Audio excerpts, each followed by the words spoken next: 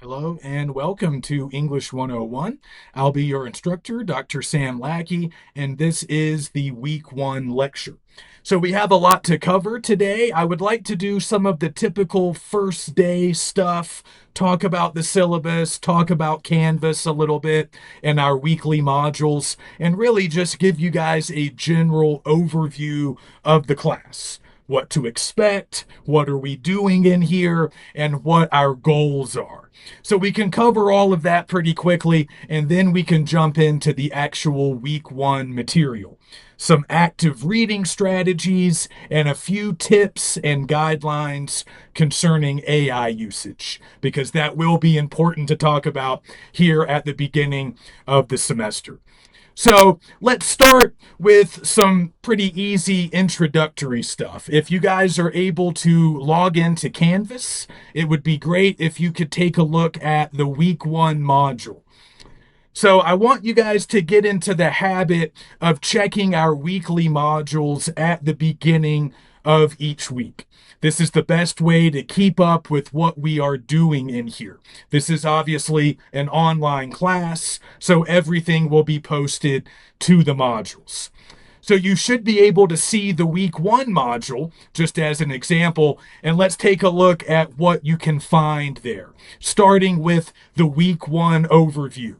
So each week, I'll post an overview that basically gives you written notes of what we are covering that particular week. And just a quick note, remember these modules are always available first thing Monday morning. So that's when a week really begins for us. I'll post that week's module, and everything that you'll need will be there first thing Monday morning. So that starts with the overview. And if you open the week one overview, you'll see that I'm basically giving you the written notes to go along with this video lecture. So the written version is not word for word the exact same as this video, but it's the same material. It's the same stuff. I'm covering the same content. I'm just giving it to you in two different forms. This form and also a written form. So you should never really miss anything that we cover in class, because you can watch my lecture video and you can also take a look at the written version of that lecture. So you can always find those notes in the overview along with the video, that week's lecture video. You can always find it inside the overview and also on the main module page. Under week one, you'll have multiple ways of accessing the lecture videos. You can also simply go to YouTube and search for my name, and you'll be able to find all the lecture videos that way. So they're never hard to find. If you're having any difficulty accessing them, actually opening them and watching them, just let me know. All right. Also, inside the overview, you'll see our reading assignment for the week. You might have noticed, if you've already seen the syllabus, that we don't have a textbook in this class. But that does not mean that we don't have reading assignments. We still have weekly readings, but I will make those available to you. I will always post those in the weekly modules, usually in the form of a PDF file. So you can find those PDFs in the overview and also on the main module page in Canvas. I'll remind you of any homework assignment, written assignment that's due that week. We normally have discussion posts due at the end of every week, so you can always find those posts. I'll have a link to those in the overview so you can take a look at my prompt. You can read the instructions before tackling the assignment, and you always have until the end of the week to submit that post. So all of that info can be found within the overview, but then you can also find all of that stuff on the main module page. You can find the discussion post assignment, you can find the reading, you can find the lecture, and anything else that I want to share with you will be there in the weekly modules. Sometimes I might want to share another piece of media, maybe a funny video, or maybe something that's actually educational and helpful. I'll always make those easy to find as well. So if you're ever having trouble with Canvas, if you cannot access the modules, if you cannot see our material, let me know.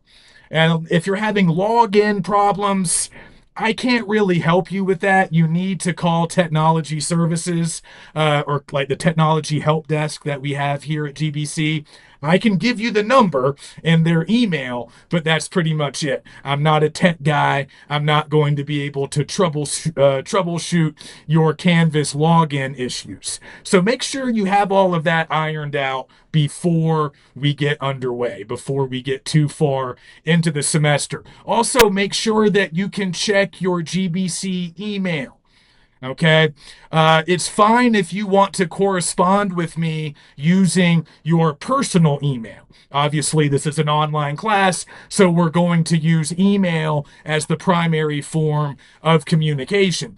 But if you want to send me emails from your personal email, I will respond to those. That's fine. I don't mind, but you need to check your GBC email at least periodically because many instructors, including myself, we will often send group emails or class-wide emails to everybody in the class. If we need to make an announcement, if there's some kind of scheduling change, or whatever. If I just want to give you guys some last second reminders before an assignment is due, I'll send out a class-wide email. And when I do that, I'm sending it to all of your GBC email accounts. That's the easiest way for me to send out one message to everybody.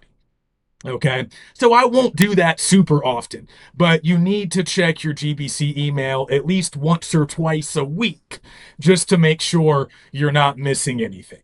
So if you guys can check your email regularly and check Canvas on a consistent basis, you should have everything you need to be able to keep up in this class. Another thing you'll notice in the week one module is the syllabus. Let's talk about this just for a few moments. I don't want to spend a whole lot of time on this because it's kind of boring, but the syllabus is a very important document. So we don't need to read it together, and you guys don't really need to read it word for word unless you just really want to. It's reference material. It's a document that you can look at or check it when you need it. Okay, so it is good to save a copy or download it. You can even print it just so you can hang on to it throughout the semester. And if you have questions about policies or about assignments or about due dates, you can always consult the syllabus before coming to me. But you can also ask me if the syllabus is not answering your questions. So there is some important info that you need to know that you can find here in this document. Starting on page 1, you can see my name. Make sure that you are addressing me by the correct name. You would be surprised how often I get called by other professors' names. So make sure you have my name straight, spell it right. You can also see my email. So that's the easiest way to get in touch with me. But remember, we can also do Zoom calls. We can do Google Meets. There are various ways to do video conferencing. And in fact, we're all going to have a little experience doing that by the end of the semester. I'm going to require video conferences for everybody at the very end, around like week 13 or week 14. But in the meantime, I can always schedule one for anybody who needs it. Just let me know. But typically, the way we talk is through email. So that's my GBC email. That's the best way to get in touch with me. You can also see on page 1 my office hours. Those are virtual office hours these days because most of my classes are online, but those are the times that I'm available. to hold a video call, or we can even talk on the telephone, kind of old fashioned, or just to have an email exchange. My schedule's pretty flexible, so I'm also available at other times. But those virtual office hours are the prime time, the best time to reach me, or if you want to have a conference, if you want to talk a little bit more, again, something quicker than just an email, you know, try to uh, try to reach out during my office hours. But like I said, I have a pretty flexible schedule, so if my office hours don't work for you and you want to talk at some other time, just let me know. We can probably work that out. You can take a look at the general outcomes, the learning objectives, all the things that we're trying to accomplish in this class. The name says it all, really. This is composition. That means our focus is writing. We are trying to improve as writers. We're also trying to improve as readers and researchers because all of those skills work together.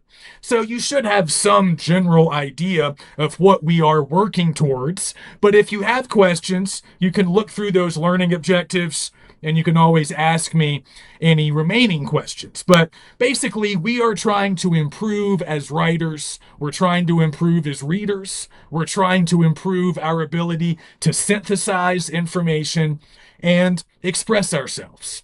All very important skills that we're going to be practicing and working on throughout the semester. Over on page 2, you can take a look at our assignments. We don't have a ton of different assignments in this class. Basically, we have 4 big essays, and then we have our weekly discussion posts. So you'll notice as we move along that the structure of the class is pretty simple. We are learning not just about writing, but different writing situations. And that's how we move through the class. We are practicing different styles of writing, different writing techniques. So we start with narrative. We get into that in week 2. That's our first writing style. So we're going to read examples of narratives. We're going to learn about that particular writing style. And then we're going to start practicing our own narratives. And eventually we'll submit a personal narrative of our own. That will be essay 1. So that's the routine that we follow throughout the semester. We learn about a new writing technique, we read examples, we practice the techniques, and then we do a paper in that style. So we do narrative first, then we move into analysis, then we do definition. That's our 3rd unit. And then we finish with our 4th and final unit, which is argumentative writing. So it's pretty simple, and we're going to be practicing a lot. In order to get better at something, we have to practice. So that's where those discussion posts come in. That's like our weekly writing practice. Whatever writing style we're working on that week, we need to practice those techniques, we need to practice those methods, and we need to make sure that our skills are evolving and sharpening. We're also going to be responding to the stuff that we read. So we typically have a reading assignment to complete each week. And then those discussion posts will give you guys a chance to respond to what you read. But then you can also do more with it. You can start analyzing it. You can start breaking it down. You can start to evaluate it. You can decide if you agree, disagree, and then we can decide what comes next. So the discussion posts are pretty short and they're pretty informal, and they are also the substitute for in-class discussion that we cannot have in an asynchronous online class because we never meet at the same time all together. But the discussion posts are sort of like an online class-wide discussion. So you're going to be able to read other people's posts. You're going to be able to respond to other people, respond to your classmates. Occasionally, I might jump onto the board and I might write something. I might respond to something somebody else has said. So I want these to be interactive, kind of informal, low stakes. They are worth points, but each individual post is not worth that much, like 20 points, right? And they're a chance for us to talk. They're a chance for us to express ourselves, but also we're practicing, we're responding to the readings, and we're just improving each week. Okay, so the posts are kind of fun and informal, and then those major essays are obviously longer, more difficult, and they are formal. Those are examples of academic writing, so we have certain guidelines and rules that we have to follow anytime we do academic writing, and we'll talk more about that as we get closer to the first essay. All right. So you can see all those assignments. I have brief descriptions for all of them. I've also listed the point values also on the syllabus. So take a look at that. You can see how much everything is worth. You can see the grading scale that we use in here. And you can also read through my policies. I have a revision policy. I have a policy about late work, about student responsibility, about plagiarism or academic integrity. You can read through all of that. I know most of you will not, but all of that information is there if you need it. So if you have a question about my revision policy, you can always go and check that out. But the most important part of the syllabus comes near the end, where you find the class schedule.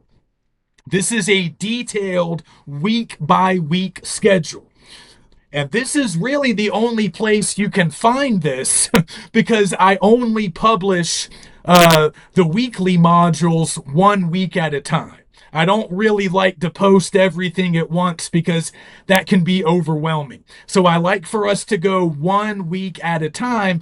If you're going out of town, if you're going to miss a lot of class time, like if you're just going to be away from your studies for like a week or 2 weeks, email me, let me know, and I can probably make some future weeks available to you in Canvas. But I only do that if somebody really needs it to be done. For the most part, I like us to just focus on the tasks at hand. What are we doing this week? We'll worry about next week when it starts. But if you want to look ahead, if you want to see the total picture, everything that we are doing this semester, this is where you should look. This is a complete schedule, starting from week 1, going all the way to the end of the semester in week 15. Okay, or I guess technically week 16 is when your final paper will be due. That's the last week of the semester. So you can see what we're doing each week, but most importantly, you see deadlines. Those are also, of course, in Canvas. But if you ever have a question about when a future assignment might be due, or how many points it's worth, or whatever, you know you can find all of that in the syllabus. And all of the reading assignments are also posted in the schedule part of the syllabus. So if you want to make sure that you're ready for a future reading assignment, you can look ahead, but you don't have to do that. Typically, we can tackle everything week by week. But I know that real life gets in the way of our studies sometimes. So if you're sick, if there's a family emergency, if you have to travel, whatever, and you're going to be away from Canvas for a while, or you're just going to be super busy and you're not going to have time for your schoolwork, talk to me. Email me. That is always the best policy. If you're going to miss time, if a particular assignment is going to be late, let me know before the due date. Let me know that you need extra time. And I'm always happy to grant an extension. You don't even have to tell me why. I don't really care what the reason is. As long as you're on top of things enough to ask for an extension in a timely fashion, it's granted. We don't have to have a discussion. I don't have to decide if your reason is good enough. I don't want to do that. If you need it, you have it. But extensions only work if you ask for it before the deadline. If you tell me after an assignment's due, oh yeah, sorry, I was really swamped, well, I'll still accept the late work, but it will be late. Okay, that means there's going to be a point deduction. The better option is for you to ask for an extension, and then there is no late penalty at all. Okay, so just keep that in mind. And I'm a flexible, pretty reasonable person. So if you have questions, if you have concerns, if you object to a particular reading assignment, if it's sort of offensive to you, if you just don't dig it for whatever reason, I'll give you something else to read. Okay? I don't want to make anybody uncomfortable. I don't want to make anybody's lives more difficult than they already are. So if you have anything that's coming up, anything that's troubling you, email me. I'm sure we can address it. I just need to know. All right, I think that's pretty much it for the introductory stuff. So let's jump into our first real lesson of the semester, our first real content. And this is pretty easy stuff. This is going to be mostly review. I'm hoping that some of you, most of you, all of you, perhaps, are already familiar with at least some of these concepts that I want to talk about. But these are just good things to keep in mind as we get started on our first reading assignments. So, again, this is composition. This is a class all about writing. But you'll hear me say this a lot. If you want to improve as a writer, you have to read. The two activities go hand in hand. You can't really get better at one without doing the other. Okay, so for us, reading strategies are also going to be important because we're going to be reading stuff on a weekly basis, and we need to make sure that we are understanding what we read. We need to make sure that we are prepared to talk about what we read in the discussion posts. We need to be ready to do stuff with what we have read. We need to be ready to kind of build on some of the ideas, whether we agree or disagree. There's always going to be a next step, a next stage that we can move into. So, in order to become better readers, I just want to share what we call some basic active reading strategies with you guys. And let's just start by talking about a basic difference between passive reading and active reading. I don't want to say that passive reading is a bad thing, and we all do it. But we all know what it is. Passive reading is how we normally read when it's something that's not assigned for school. Okay, so passive reading is what we do when we're scrolling, when we're online, when we're looking at a lot of different things, but maybe not paying a lot of attention to any of those things. All right, that's passive. That means we might be sort of, lounging or relaxing, leaning back in our chair, and we're multitaskers, right? So we usually have a lot of different things going on at once. You have multiple windows open on your computer. You're on your phone. You're listening to music. Maybe you're talking to somebody else who's in the room. All of those are distractions, right? All of those are activities that are kind of taking you away from deep focus. They're taking you away from really jumping into what you're reading. But that's okay most of the time because a lot of what you're reading might not be super important, or at the very minimum, you're not going to be tested on it. So you're reading text messages or you're reading some article online, you're only halfway interested in it. Maybe you're just skimming something. Maybe you're just looking at some pictures, at some visuals. There's usually some reading involved when we're online, when we're scrolling, when we're on social media or whatever. But again, we're often engaged in this sort of passive reading. We're not paying that much attention. We're doing other things. Our attention is divided. And that's often true. Not a big deal. It's not a big deal if you're at home killing time. It's not a big deal if you're on the beach, if you're on vacation, if you're just flipping through a magazine or reading something for fun. You can do as much passive reading as you want on your own time. But when you are reading for school, you have to shift gears. You have to take a different approach. Passive reading is not really good enough. You need to do some active reading. And that's really what we're shooting for in this class, for any reading assignment that we're trying to tackle. So here are those three basic strategies for becoming better active readers. Number one, underline and circle as you read. So we always say you need to read with a pen in hand. Now, that's kind of old fashioned. That's what my professors told me when I was a college student millions of years ago. I know most of us nowadays read online. So you might not have a literal pen in your hand, but you need to be ready to highlight or underline or circle certain words or sentences in the text that you are reading. So, however you can do that, you need to do that. Many of us have an annotation feature on Adobe or whatever program we use to read files.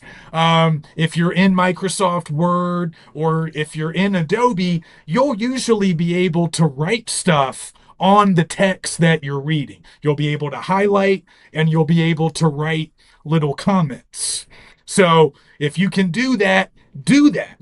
If you don't have the ability to do that electronically, then you might be circling and underlining the old fashioned way.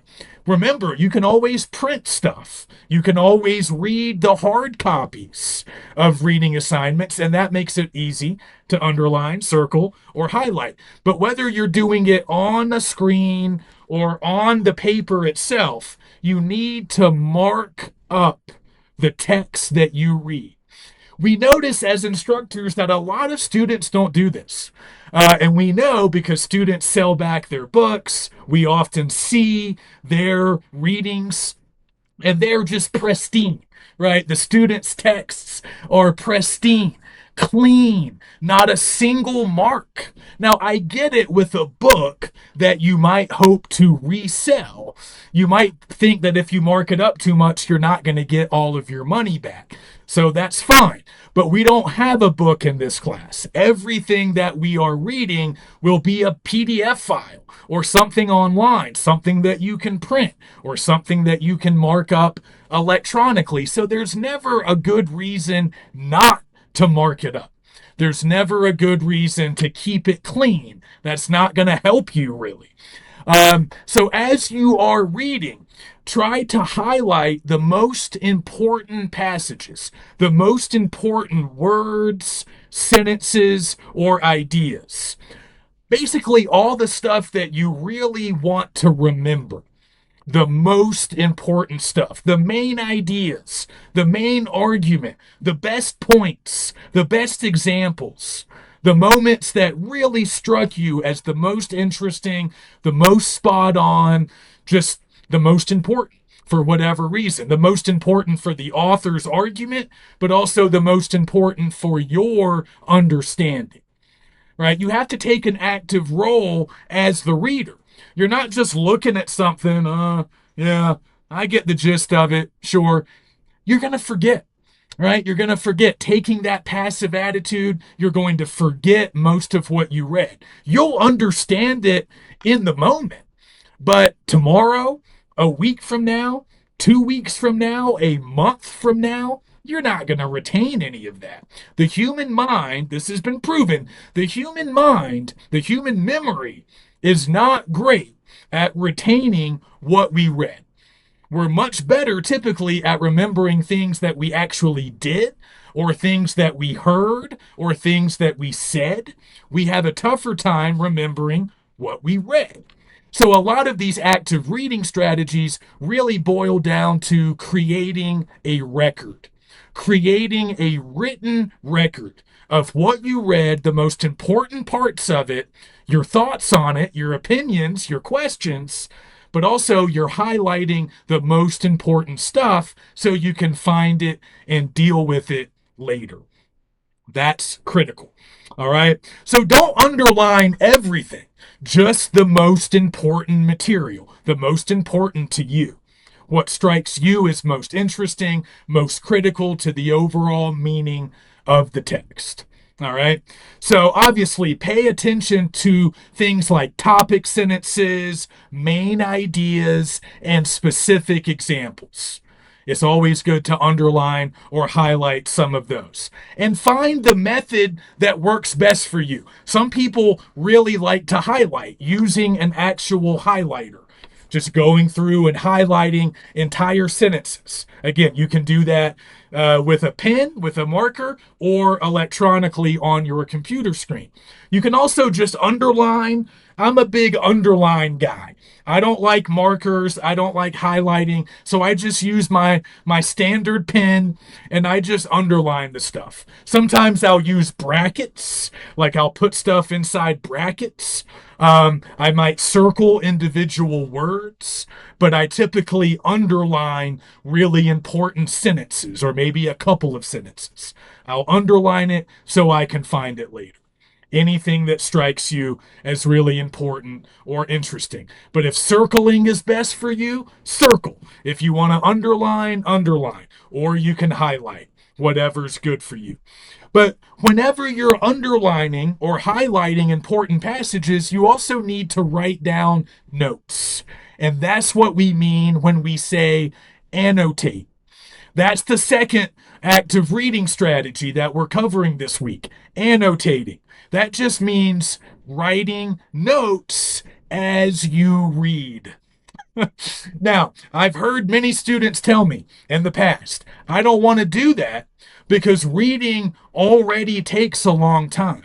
And if I'm writing stuff down as I read, then the reading's going to take even longer. And I don't want to spend that much time doing it. I appreciate the honesty and I understand that position. And I can't make you feel better about it because it's true. Taking notes will add time to the reading experience. But all I can tell you is this, it's worth it. Okay? It's worth taking a little bit of extra time now because those notes, along with your underlining, like I said, that's what's going to help you remember the reading later on when you have to write about it, when you have to talk about it, when you have to do something with it.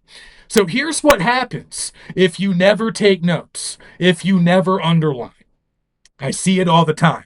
You'll read the piece and you'll understand it initially, and then a few days will pass and you'll forget. You'll forget almost everything. Like you might remember the main idea, but you'll forget the examples. You'll forget the names of people that got mentioned in the piece. You'll forget all the details. You'll forget the most important or interesting things. So what do you have to end up doing? You have to go back.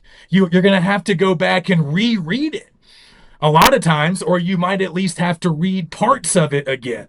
So that, see, that actually ends up taking more time. When you don't create a written record, you're not helping yourself, you're hurting yourself. You're giving yourself more work to do later. Because at the end of the week, when you have to return to that text, or later in the semester, when you have to do something with that text that you read, you're going to have to go back and reread it.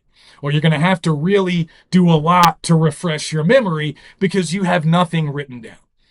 But on the other hand, if you commit to active reading, yes, that process of reading the text initially will take a little bit longer, but you're creating a written record that you can use later. So that's going to save you time later in the week or later in the semester.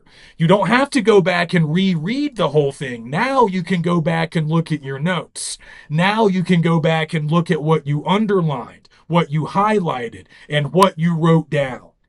And that's going to save you time. That's going to give you a great chance to sort of jog your memory and decide how you want to deal with this text, maybe weeks or months even after you first read it.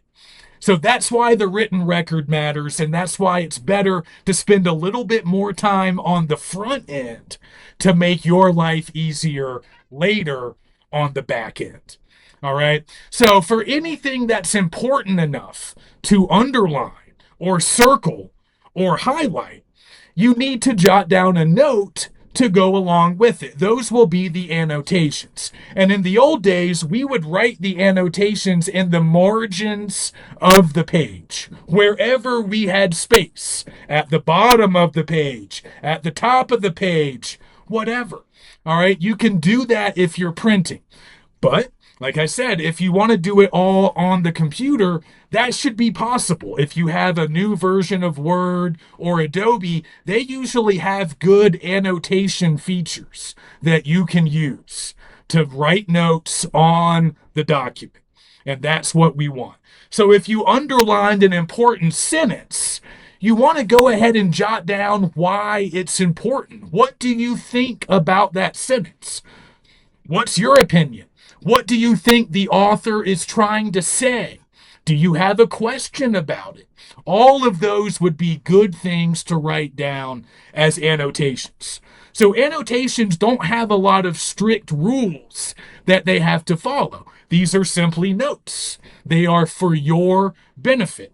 So sometimes they can be questions. Sometimes they can be comments. A lot of people like to have sort of a running dialogue with the author that they're reading. I don't agree with that. Oh, really? Do you think so? That's interesting. Tell me more. You can almost imagine that you're sort of talking to the author as you're reading. You can express your disagreement. Or if you come across something that you really like, you can say, I like this. I like how it sounds. I agree with the idea. Or it's just really thought provoking to me. I want to come back to it. I want to think more about it. Great. Great. Now you have a note. Now you can come back to it. So you might have comments. You might have questions. Write those down. In some cases, you might have an idea, sort of an original thought that goes along with what you're underlining. Write that down. Or you can write anything else that you want. Angry rants, personal examples that sort of connect to what the author is talking about, whatever. And you can also just kind of narrate your own reading experience. So a lot of notes will be stuff like this. I'm not sure what the author means right here. I'm not sure what he means in this sentence. I don't know what this word means. If you come across a word that you don't recognize, circle it. Then Google it. You'll go to an online dictionary. You'll find a definition. Write that definition down. That can also be one of your annotations. So now if you come back across that word and you forget what it was, what it meant, you have a definition right there, right next to it. So you don't have to repeat these steps. This is really what creating a written record is all about. It's learning, right? It's committing what you've learned to paper. So you have a record and you can find it and use it later. Okay, so write down any comments, anything that comes to mind. I think what the author is saying here is blank. This reminds me of blank.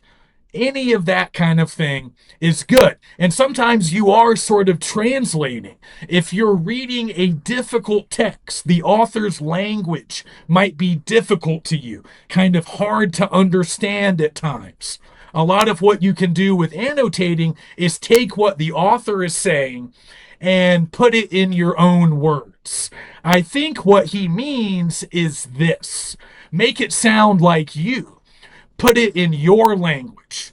Put it in a tone and a style and a sentence that you would actually say. That's going to make it easier to remember that concept, to remember that point that the author is making. It's hard to remember stuff in other people's words. That's not how we talk. That's not how we say things. So we're not going to remember it. But if we can express the author's ideas in our own words, we're more likely to remember that. So all of this stuff is very helpful and it's not hard to do.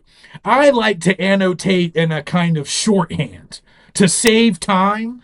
I like to abbreviate words and sort of write in a almost like a code that only I can understand. If I gave my annotations to a friend or somebody else, they wouldn't know what the hell I'm talking about frequently. But that's okay. Annotations are not for other people.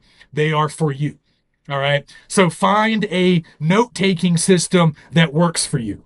All right. And if you don't want to interrupt yourself every time you want to write something, that's okay. You can stop after every page or after every couple of pages and jot down whatever notes you've come up with over the course of those paragraphs or those pages. Develop your own system. There's not a one-size-fits-all way to implement these active reading strategies. Find what works for you, just as long as you're doing this stuff. I don't care what it looks like. I don't care what your methods are, just as long as you're doing it. And then finally, our final active reading strategy is just asking questions. And maybe you've already done some of this when you were writing your annotations. That's great. But we always want to spend time asking questions about what we just read. A lot of students are afraid to do this. They feel like they're expected to already understand it. If you have questions, you might be afraid that that means you're deficient in some way. You've done something wrong. You don't understand. You're having a problem. No, questions are good. Questions are natural. They are healthy. These are new texts. These are new things that you've never read before, introducing new ideas. You're supposed to have questions. It's not all going to make sense right away. It's the same with some of our writing assignments. You should have questions about them, especially if it's a writing technique that you've never tried before. Of course, you're not going to know everything about it. If you did, why would you be in this class? Why would I have a job? Right? If you already understood all of this stuff, we wouldn't need to be here. So questions are good. You want to ask questions. That means you are thinking. You are engaging with the stuff that we read, and that's never a bad thing. So you can jot questions down as you go. You can also write some final questions after you've finished reading. And of course, you can always email me questions or even pose questions in the discussion board. If you want to throw a question into one of your discussion posts, maybe I'll answer it, or maybe one of your classmates will. All right. But never feel bad about answering questions. That's kind of what school is all about. We're learning. It's a process. It takes time. Never feel bad about that. Okay. I think that's enough. This will be part 1 of the week 1 lecture. Please come back for part 2 when we talk about AI and some more stuff pertaining to our week 1 assignment.